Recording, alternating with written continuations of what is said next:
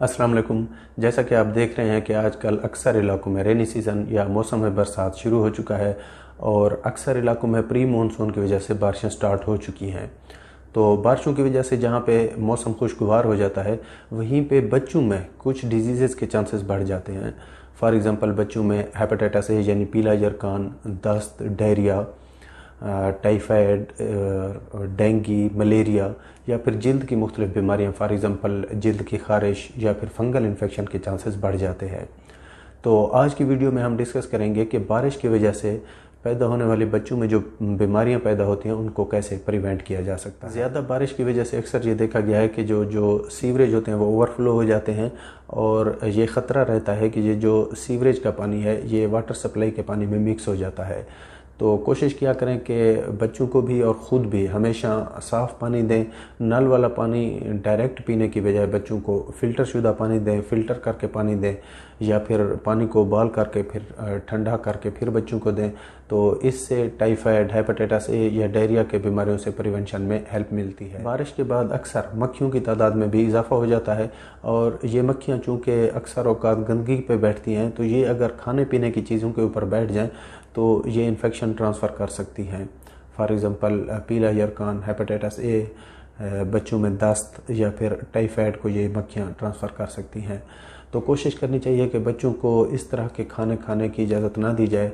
For example बाज़ार से ऐसे खाने जिन पे मक्खियाँ बैठी हुई हों, ख़ास तौर पर जो रेहड़ी वाली चीज़ें बेच रहे होते हैं उन पे अगर मक्खियाँ बैठी हुई हों तो उनसे बच्चों को मना करें। और घर में भी जो चीज़ लेकर आएँ उनको एक तो अच्छी तरह से साफ़ करें। अगर आप फल या सब्ज़ियाँ लेके आ रहे होते हैं तो उनको अच्छी तरह धोकर इस्तेमाल करें और जो बाकी खुराक होते हैं उनको भी हमेशा ढाँप कर रखें।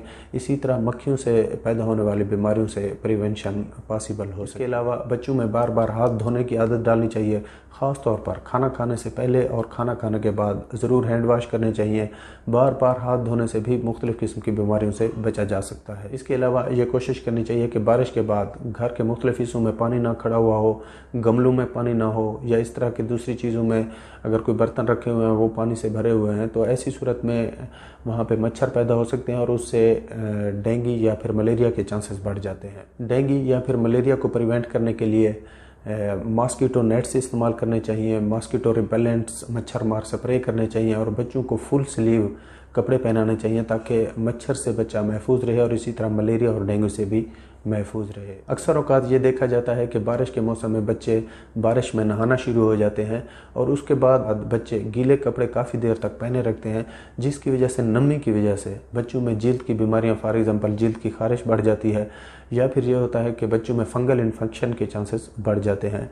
तो बच्चों में जल्द की बीमारी और फंगल इन्फेक्शन को प्रिवेंट करने के लिए कोशिश करनी चाहिए कि बच्चे के जो गीले कपड़े हैं वो फ़ौरन तब्दील कर देने चाहिए। अगर इन छोटे छोटे पॉइंट्स पे अमल किया जाए तो यकीनन आप बारिश को एंजॉय भी कर सकते हैं और बच्चे भी मुख्तलिफ़ किस्म की बीमारियों से महफूज रह सकते हैं।